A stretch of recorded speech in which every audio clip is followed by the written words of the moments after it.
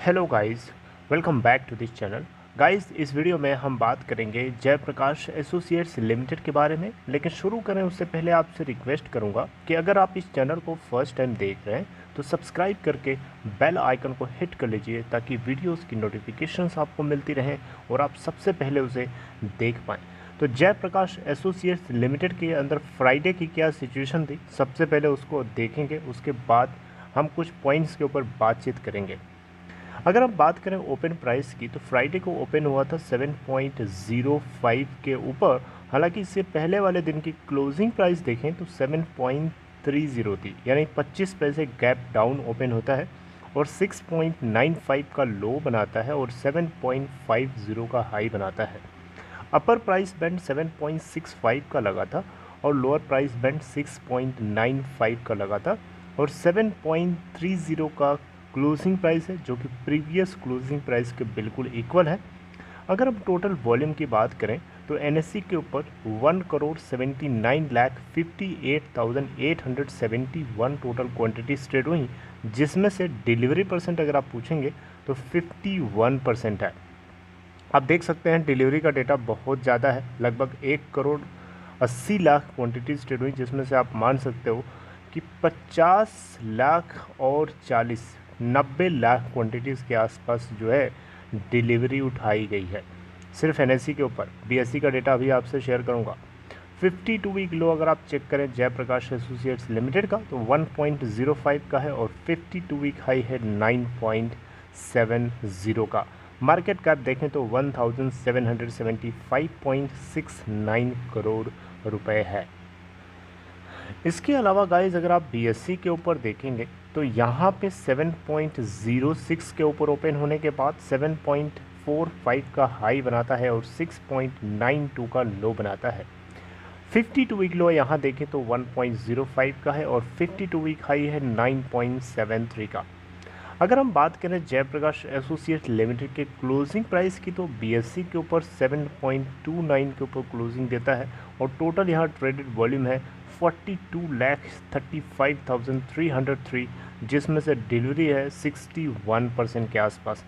Delivery की quantities आपको ज़्यादा इसलिए दिख रही हैं क्योंकि कहीं ना कहीं इसके अंदर एक्सपेक्टेड है कि रिवर्सल चालू हो सकता है, क्योंकि कई दिनों से हमने देखा इसके अंदर गिरावट जैसी सिचुएशन हमें देखने को मिल रही है। आप देखिए ग्राफ के ऊपर, ये आपको दिख रहा है ग्राफ, ये लास्ट डे का है, फ्राइडे का। लास्ट 5 डेज़ का अगर आप चार्ट देखेंगे तो आप देख सकते हैं, आपके सामने मैं उसको भी लगाने की कोशिश कर रहा हूँ। आप ये देख सकते हैं कितनी ज़बरदस्त उथल पुथल है। लास्ट के 1 महीने का चार्ट देखिए तो ये आपको गिरावट जैसी सिचुएशन दिख रही है, लेकिन संभलता हुआ आपको दिख रहा है यहाँ पे। राइट, इस पॉइंट पे सपोर्ट लेकर के संभल रहा है। लो बनाता है यहीं पे 6.71 का, 19 मार्च 2021 का दिन था, और हाई बनाता है 9.73 का, जो कि 3 मार्च 2021 का था। लास्ट के 3 मंथ की सिचुएशन को अगर आप ऑब्जर्व करेंगे तो ये इसका जो हाई बना था ये स्ट्रिक्टली हाई बना है। इससे पहले इन्होंने लो बनाया था 6.4 का, जो कि 14 जनवरी 2021 को, and then after that situation जो है न ज़्यादा नीचे न ज़्यादा ऊपर की होती है, लेकिन फिर एक टाइम आता है कि यहाँ से अपने आप को जो है स्टॉक इस पॉइंट ऑफ प्राइस के ऊपर से करेक्शन दिखाना शुरू करता है और एक हाई क्रिएट करता है। फिर एक गिरावट जैसी सिचुएशन दिखती है, फिर से यहाँ संभल रहा है और फिर आपको हो सकता है आगे ऊपर तक जा सकता है। कुछ इसी से जुड़ी हुई डिस्कस हम लोग कुछ एक न्यूज़ डिस्कस करेंगे। राइट, तो इस न्यूज़ को सुप्रीम कोर्ट के फैसले के अंदर ओपन किया गया था, लेकिन क्या आपने उसके ऊपर नोटिस किया, वही चीज़ हम लोग इस वीडियो के अंदर जानेंगे। तो आइए पहले देखते हैं।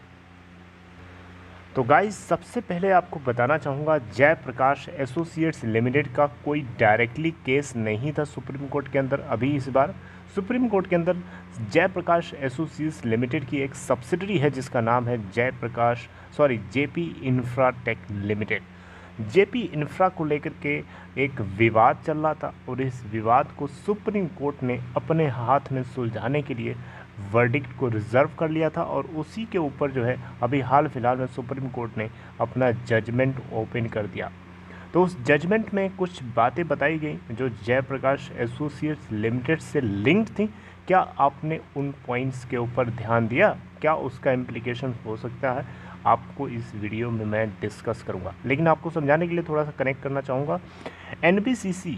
एनबीसीसी और एक और पार्टी थी जिसका नाम है, यहाँ पे मैं उसका नाम ले लेता हूँ, एनबीसीसी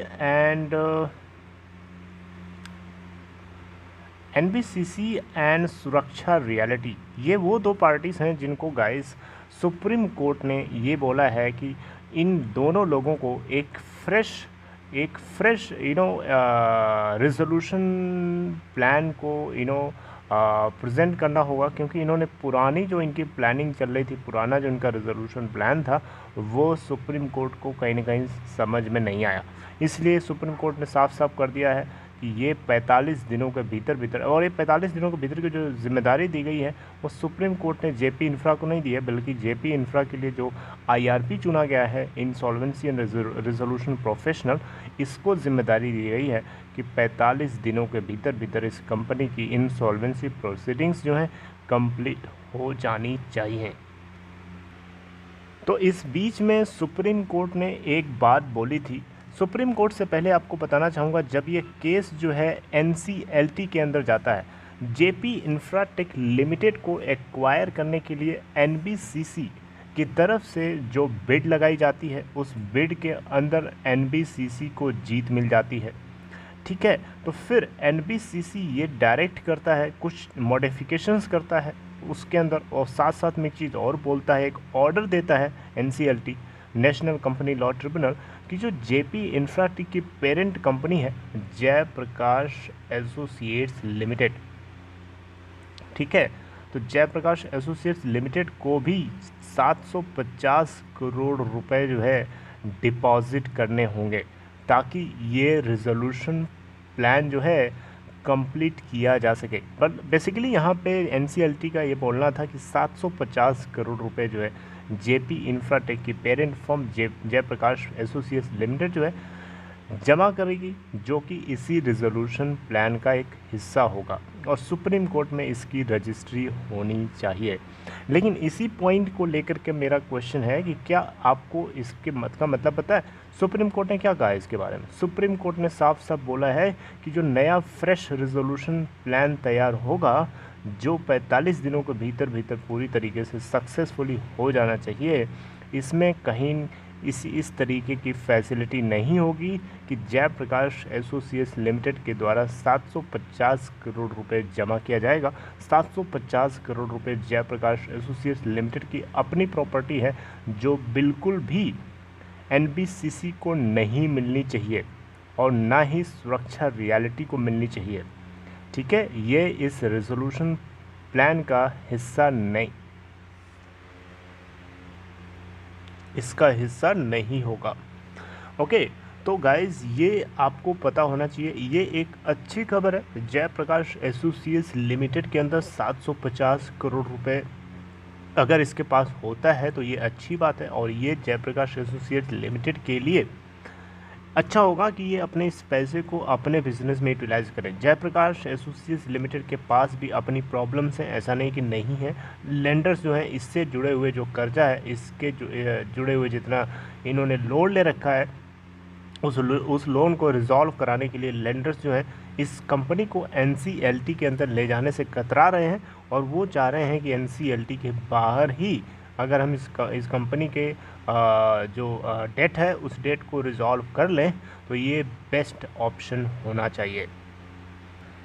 अब इसके लिए आरबीआई की एक अप्रूवल चाहिए होगी कि रिज़र्व बैंक ऑफ इंडिया इसको अप्रूव करके दे कि आईसीआईसीआई बैंक एक बैंक है, जो आपको बताना चाहूँगा इस कंसोर्टियम को लीड कर रहा है, जो जयप्रकाश एसोसिएट्स लिमिटेड से जुड़े हुए जितने बैंक्स हैं, जिन लोगों ने इस कंपनी को कर्जा दे रखा है, उन सभी के अमाउंट को रिकवर करने के लिए, राइट। तो यहाँ पे इससे जुड़ी हुई कोई डायरेक्टली अपडेट अगर आती है गाइस तो मैं आपको अपडेट करूँगा, लेकिन सुप्रीम कोर्ट से जो बातें बताएंगे उसमें कहीं ना कहीं 750 करोड़ रुपए जो है एनसीएलटी की तरफ से जो ऑर्डर दिए गए थे जेपी एसोसिएट्स को, वो कहीं ना कहीं कैंसिल होता हुआ दिख रहा है।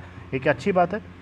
And I hope you liked it. If you liked it, guys, please give a thumbs up. And if you are interested to open Demat account or trading account, you can find a link in description box of this video. You can click on that link to open an account in Upstock. Upstock is a good platform.